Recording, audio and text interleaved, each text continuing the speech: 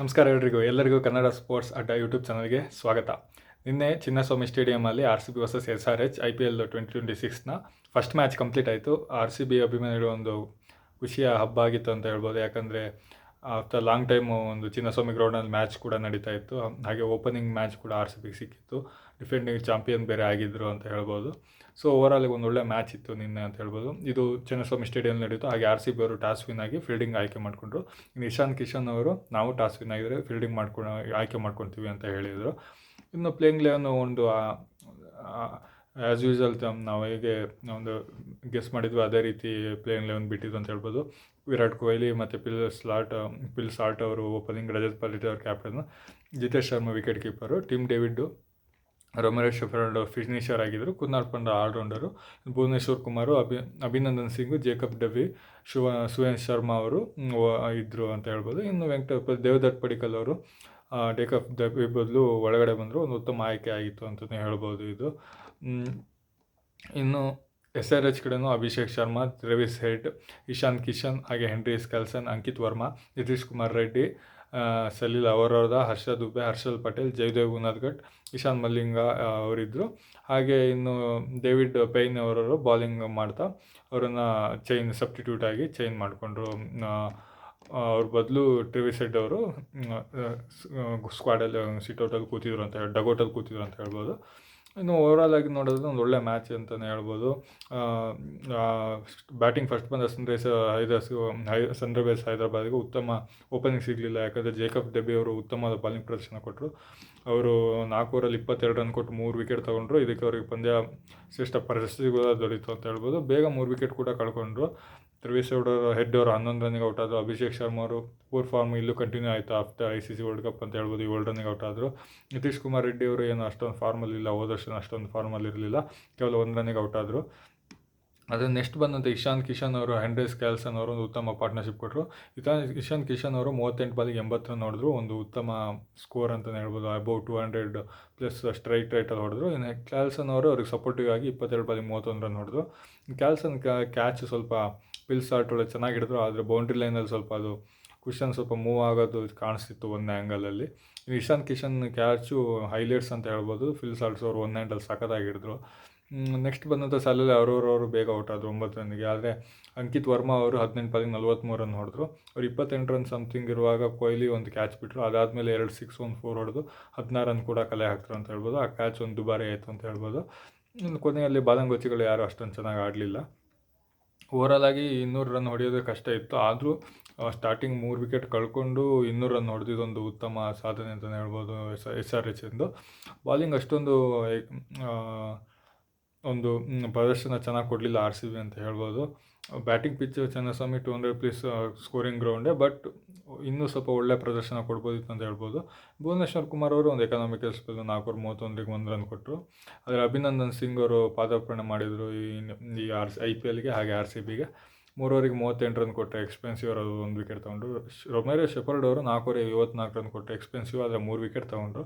ಸುಯೇಶ್ ಶರ್ಮಾ ಅವರು 3 over 28 1 wicket. ಹಾಗೆ ಕುನಾಲ್ ಪಾಂಡ್ಯ ಅವರು 2 ಓವರಿಗೆ 26 ರನ್ ಕೊಟ್ಟರು. ಓವರಾಲಾಗಿ ಒಂದು ಉತ್ತಮವಾದ ಬಾಲಿಂಗ್ ಸಂಘಟನೆ ಮಾಡಿದ್ರು ಅಂತ ಹೇಳ್ಬೋದು. ಇನ್ನು ರಾಯಲ್ ಚಾಲೆಂಜರ್ಸ್ ಚೇಸಿಂಗ್ ಬೆನ್ನತ್ತಿದ್ದ ರಾಯಲ್ ಚಾಲೆಂಜರ್ಸ್ ಅವರು 15.4 ಓವರ್ಗಳಲ್ಲಿ 203 ರನ್ ಕಳಿಸಿದ್ರು, 4 ವಿಕೆಟ್ ಕಳ್ಕೊಂಡು. ಹಾಗೆ ಮ್ಯಾಚನ್ನ 6 ವಿಕೆಟಿಂದ ಕೂಡ ವಿನ್ ಆದರು ಅಂತ ಹೇಳ್ಬೋದು. ಓವರಾಲಾಗಿ ಉತ್ತಮ ಪ್ರದರ್ಶನ ಕೊಟ್ಟರು. ಒಳ್ಳೆ ರನ್ ರೇಟ್ ಕೂಡ ಸಿಕ್ತು, ಪ್ಲಸ್ 2 ಸಮಥಿಂಗ್ ರನ್ ರೇಟ್ ಕೂಡ ಸಿಕ್ಕಿದೆ. ಇದು ಒಂದು ಒಳ್ಳೆ ಉತ್ತಮ ಓಪನಿಂಗ್ ಅಂತಲೇ ಹೇಳ್ಬೋದು. ಪಿಲ್ ಸಾಲ್ಟ್ ಅವರು ಬೇಗ ಔಟ್ ಆದರು. 8 ರನ್ನಿಗೆ ಔಟ್ ಆದರು, 7 ಬಾಲಿಗೆ 8 ರನ್ನು. ನೆಕ್ಸ್ಟ್ ವಿರಾಟ್ ಕೊಹ್ಲಿ ಅವರು ಚೇಸಿಂಗ್ ಮಾಸ್ಟರ್ ಅಂತ ಪ್ರೂವ್ ಮಾಡಿದ್ರು. ಮತ್ತೆ 38 ಬಾಲಿಗೆ 69 ರನ್ ಹೊಡೆದ್ರು, ನಾಟ್ ಔಟ್ ಆಗಿದೆ. ದೇವದತ್ ಪಡಿಕ್ಕಲ್ ಅವರು ಇಲ್ಲಿ ಸ್ಫೋಟಕ ಇನ್ನಿಂಗ್ಸ್ ಆಡಿದ್ರು. 26 ಬಾಲಿಗೆ 61 ರನ್ ಹೊಡೆದ್ರು. ಅವರು ಸೈಯದ್ ಮುಸ್ತಕ್ ಅಫ್ಲೀಲು ಒಳ್ಳೆ ಫಾರ್ಮಲ್ಲಿದ್ದರು. ಒಳ್ಳೆ ದೇಸಿ ಟೂರ್ನಿಮೆಂಟಲ್ಲಿ ಒಳ್ಳೆ ಫಾರ್ಮಲ್ಲಿದ್ದರು. ಅದನ್ನು ಕಂಟಿನ್ಯೂ ಮಾಡ್ತಿದ್ದಾರೆ. ಅವ್ರಿಗೆ ಚಾನ್ಸ್ ಕೊಟ್ಟಿದ್ದು ವೆಂಕಟೇಶ್ ಅಯ್ಯರ್ ಬದಲು ಒಂದು ಉತ್ತಮ ನಿರ್ಧಾರ ಅಂತಲೇ ಹೇಳ್ಬೋದು. ನೆಕ್ಸ್ಟ್ ರಜತ್ ಪಡಿಕ್ಕಲ್ ಅವರು ಒಂದು ಒಳ್ಳೆ ಸ್ಟ್ರೈಟ್ ರೈಟಲ್ಲಿ ಬ್ಯಾಟಿಂಗ್ ಮಾಡಿದ್ರು. 12 ಬಾಲಿಗೆ 31 ರನ್ ಹೊಡೆದ್ರು. 2 4 3 6 ಕೂಡ ಇತ್ತು ಇದರಲ್ಲಿ. ಇನ್ನು ಜಿತೇಶ್ ಶರ್ಮಾ ಅವರು ಒಂದು ಬಾಲಿಗೆ ಕೇವಲ ಫಸ್ಟ್ ಬಾಲೇ ಡಕ್ಔಟ್ ಆದರು. ಟಿಮ್ ಡೇವಿಡ್ ಅವರು ನಾಟ್ ಔಟ್ ಆಗದೆ 10 ಬಾಲಿಗೆ 16 ರನ್ ಹೊಡೆದ್ರು. 1 4 1 6 ಇತ್ತು. ಓವರಾಲ್ ಆಗಿ ಒಂದು ಉತ್ತಮ ಪ್ರದರ್ಶನ ಕೊಟ್ಟರು ಬ್ಯಾಟಿಂಗ್ನಲ್ಲಿ ಅಂತ ಹೇಳ್ಬೋದು. ಡೇವಿಡ್ ಪೇನ್ ಅವರು 3 ಓವರಿಗೆ 35 ರನ್ ಕೊಟ್ಟು 2 ವಿಕೆಟ್ ತೊಗೊಂಡ್ರು. ಹಾಗೆ ಉನ್ನತ್ ಕಟ್ಟಾಗ ಹರ್ಷ್ ದುಬೆ ತಲಾ ಒಂದೊಂದು ವಿಕೆಟ್ ಪಡ್ಕೊಟ್ರು. ಅದೇ ಒಂದು ಉತ್ತಮ ಪ್ರದರ್ಶನ ಆಗಿತ್ತು SRH ಕಡೆ ಅಂತ ಹೇಳ್ಬೋದು. ಓವರಾಲ್ ಆಗಿ ಒಂದು ಉತ್ತಮ ಟೀಮ್ನ ಹೊಂದಿದೆ RCB ಅವರು. ಈ ಸಲನೂ ಒಂದು ಪ್ಲೇ ಆಫಿಗೆ ಹೋಗಿ ಟ್ರೋಫಿಗೆಲ್ಲೋ ಫೇವ್ರೇಟ್ಸ್ ಕೂಡ ಆಗಿದ್ದಾರೆ ಅಂತ ಹೇಳ್ಬೋದು. ಇನ್ನು ಹೇಸಲ್ವುಡ್ ಬದಲು ಸ್ಥಾನ ಪಡ್ಕೊಂಡ ಜೇಕಬ್ ಡೆಫಿ ಅವರು ಉತ್ತಮ ಬಾಲಿಂಗ್ ಪ್ರದರ್ಶನ ಕೂಡ ಕೊಟ್ಟರು. ಅವರಿಗೆ ICC T20 ಅಷ್ಟೊಂದು ಪ್ರದರ್ಶನ ಕೊಡೋಕ್ಕಾಗಲಿಲ್ಲ. ಆದರೆ ಇಲ್ಲಿ ಮತ್ತೆ ಅವರು ನಂಬರ್ 1 ಬಾಲರ್ ಅಂತ ಲೈಕ್ ಅವರು ಒಂದು ಟಾಪ್ 10ನಲ್ಲಿದ್ದಾರೆ T20 ರ್ಯಾಂಕಿಂಗಲ್ಲಿ ಬಾಲಿಂಗಲ್ಲಿ. ಒಳ್ಳೆ ಪ್ರದರ್ಶನ ಕೊಟ್ಟರು ಅಂತ ಹೇಳ್ಬೋದು. ಇನ್ನು IPL ಚೇಸಿಂಗ್ ಮಾಡ್ತಾ ಮೋಸ್ಟ್ ರನ್ನಲ್ಲಿ ಕೊಹ್ಲಿ ಅವರು 4000 ರನ್ ಪೂರೈಸಿದ್ರು. 4027 ರನ್ ಹೊಡೆದಿದ್ದಾರೆ ಕೊಹ್ಲಿ ಅವರು ಚೇಸಿಂಗ್ ಮಾಡ್ತಾ. ಇನ್ನು ಇದು ಬಿಟ್ಟರೆ ಡೇವಿಡ್ ವಾರ್ನ್ ಅವರು 3200, ರೋಹಿತ್ ಶರ್ಮಾ ಅವರು 3238, ಶಿಖರ್ ಧವನ್ ಅವರು 2800, ರಾಬಿನ್ ಉತ್ತಪ್ಪ ಅವರು 2800 ಹೊಡೆದಿದ್ದಾರೆ. ಸೊ ಕೊಹ್ಲಿ ಅವರು ಇಲ್ಲಿ ಕ್ಲಿಯರಾಗಿ ಒಳ್ಳೆ ಗ್ಯಾಪ್ ಮೇಂಟೈನ್ ಮಾಡಿ ಅವರು ಚೇಸಿಂಗ್ ಕಿಂಗ್ ಅಂತ ಕೂಡ ಅಂತ ಕರಿಬೋದು. ಇನ್ನು ಲಾಸ್ಟ್ 5 ಮ್ಯಾಚಲ್ಲಿ SRH ವಿರುದ್ಧ ಕೊಹ್ಲಿ ಅವರು ಉತ್ತಮ ಪ್ರದರ್ಶನ ಕೊಟ್ಟಿದ್ದಾರೆ. 142, 51, 43 ಹಾಗೆ 69 ಹೊಡೆದಿದ್ದಾರೆ. ಒಂದು ಉತ್ತಮ ಅವರೇಜಲ್ಲಿ ಆಡ್ತಾ ಇದ್ದಾರೆ ಅಂತ ಹೇಳ್ಬೋದು ಸನ್ರೈಸ್ ಮೇಲೆ. ಇನ್ನು ಹೋದ ವರ್ಷನೂ ಕೂಡ ಕೊಹ್ಲಿ ಫಸ್ಟ್ ಮ್ಯಾಚಲ್ಲಿ 59 ಹೊಡೆದಿದ್ರು. ಈ ಮ್ಯಾಚ್ KKR ಮೇಲೆ ಈ ಮ್ಯಾಚಲ್ಲೂ ಕೂಡ 69 ನೋಡಿದ್ರು. ಒಂದು ಉತ್ತಮ ಓಪನಿಂಗ್ ಪ್ರದರ್ಶನ ಕೊಡ್ತಾ ಇದ್ದಾರೆ ಹೋದ ವರ್ಷದಿಂದ ಕೊಹ್ಲಿ ಅಂತ ಹೇಳ್ಬೋದು. ಇನ್ನು ಕಮ್ಮಿ ಓವರ್ನಲ್ಲಿ ಹೊಡೆದಿದ್ದು ಇದು 200+ ಟಾರ್ಗೆಟ್ ಅಂತ ಹೇಳ್ಬೋದು. RCBನೇ ಟಾಪಲ್ಲಿ ಬರ್ತಾರೆ. 15.4 ಓವರಲ್ಲಿ ಹೊಡೆದ್ರು 200+ ಟಾರ್ಗೆಟು. ಇದಕ್ಕಿಂತ ಮುಂಚೆ RR ವರ್ಸಸ್ ಗುಜರಾತ್ ಟೈಟನ್ಸ್ ಇತ್ತು. ಅದರಲ್ಲಿ RR ಅವರು 15.5 ಓವರ್ಗಳಲ್ಲಿ ಹೊಡೆದಿದ್ರು ಅಂತ ಹೇಳ್ಬೋದು. ಆಲ್ಸೋ ಇದು SRH ಮೇಲೆ ಇದು ಸೆಕೆಂಡ್ ಹೈಯೆಸ್ಟ್ ಚೇಸ್ ಅಂತ ಹೇಳ್ಬೋದು. ಮೊದಲು ಕಿಂಗ್ಸ್ ಪಂಜಾಬ್ ಅವರು 206 ಟಾರ್ಗೆಟ್ ಚೇಸ್ ಔಟ್ ಮಾಡಿದರು. ಅದು ಬಿಟ್ಟರೆ ಇವತ್ತಿನ ಟಾರ್ಗೆಟೇ ಹೈಯೆಸ್ಟು ಅಂತ ಹೇಳ್ಬೋದು. ಇನ್ನು ಸಕ್ಸಸ್ಫುಲ್ಲು ಹಾಗೆ RCB ಅವರು ಇದು 4ನೇ ಸಲ 200+ ಚೇಸನ್ನ ಟಾರ್ಗೆಟ್ನ ಚೇಸ್ ಮಾಡಿದ್ದು ಅಂತ ಹೇಳ್ಬೋದು. ಮೊದಲು LSG ಮೇಲೆ 228 ಚೇಸ್ ಮಾಡಿದರು. ಕಿಂಗ್ಸ್ 11 ಮೇಲೆ 204 ಚೇಸ್ ಮಾಡಿದರು. SRH ಮೇಲೆ ಇವತ್ತು 202, ಹಾಗೆ 2024ರಲ್ಲಿ GT ಮೇಲೆ 201 ರನ್ ಚೇಸ್ ಮಾಡಿದರು ಅಂತ ಹೇಳ್ಬೋದು. 4 ಸಲ ಚೇಸ್ ಮಾಡಿದ್ದಾರೆ ಅಂತ ಹೇಳ್ಬೋದು. ಓವರಾಲ್ ಆಗಿ ಒಂದು ಒಳ್ಳೆ ಟೀಮ್ ಹೊಂದಿದೆ RCB.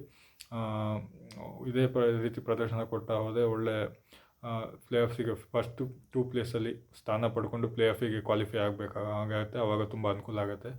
ಇನ್ನು ಹೇಜಲ್ವುಡ್ ಅವರು ಒಳ್ಳೆ ಫಾರ್ಮಲ್ಲಿ ಇಂಜುರಿ ಇದ್ದಾರೆ. ಅವ್ರು ಬಂದು ಇನ್ನು ಟೀಮ್ ಸ್ಟ್ರಾಂಗ್ ಆಗುತ್ತೆ. ನೆಕ್ಸ್ಟ್ ಜೇಕಬ್ ಬಥೆಲ್ ಅವರು ಇದ್ದಾರೆ. ನುವಾನ್ ತುಷಾರ ಅವರು ಇನ್ನು ಅವರಿಗೆ ಅಷ್ಟೊಂದು NOC ಸಿಕ್ಕಿಲ್ಲ, ಬಾಲಿಂಗ್ ಸ್ವಲ್ಪ ಇಂಜುರಿ ಸಮಥಿಂಗ್ ಅಂತ. ಅವ್ರು ಬಂದರು ಇನ್ನೂ ಸ್ಟ್ರಾಂಗ್ ಆಗುತ್ತೆ. ಹಾಗೆ ಬ್ರ್ಯಾಂಡನ್ ಕಾಕ್ಸ್ ಅಂತ ಇದ್ದಾರೆ. ಅವರು ಒಳ್ಳೆ ಇಂಗ್ಲೆಂಡ್ ವಿಕೆಟ್ ಕೀಪರ್ ಬ್ಯಾಟ್ಸ್ಮನ್. ಅವರು ಲೈಕ್ ಒಳ್ಳೆ ಬ್ಯಾಟಿಂಗ್ ಮಾಡ್ತಾರೆ, ಒಳ್ಳೆ ಫಾರ್ಮಲ್ಲಿದ್ದಾರೆ ಅಂತ ಹೇಳ್ಬೋದು. ಸೊ ಓವರಾಲ್ ಆಗಿ ಜೋರ್ಡನ್ ಕ್ಲಾರ್ಕ್ ಒಳ್ಳೆ ಫಾರಿನ್ ಪ್ಲೇಯರ್ಸ್ ಎಲ್ಲ ಚೆನ್ನಾಗಿದ್ದಾರೆ ಅಂತ ಹೇಳ್ಬೋದು. ಇನ್ನು ಅದು ಬಿಟ್ಟರೆ ಇಂಡಿಯನ್ ಪ್ಲೇಯರ್ಸ್ ಆಗಿ ವೆಂಕಟೇಶ್ ಅಯ್ಯರ್ ಒಂದು ಬ್ಯಾಟಿಂಗ್ನಲ್ಲಿ ಆಪ್ಷನ್ ಇದೆ ಅಂತ ಹೇಳ್ಬೋದು. ಸ್ವಪ್ನಿಲ್ ಸಿಂಗ್ ಅವರು 2 ಲಾಸ್ಟ್ IPLಲ್ಲಿ ಚೆನ್ನಾಗಿ ಬ್ಯಾಟಿಂಗ್ ಆಗಿ ಬಾಲಿಂಗ್ ಪ್ರದರ್ಶನ ಇದೆ ಅಂತ ಹೇಳ್ಬೋದು. ಓವರಾಲ್ ಒಂದು ಒಳ್ಳೆ ಟೀಮ್ ಇದೆ. ನೋಡೋಣ ಹೇಗೆ ಮುಂದಿನ ಪಂದ್ಯಗಳು ಹೋಗುತ್ತೆ ಅಂತ. ಧನ್ಯವಾದಗಳು.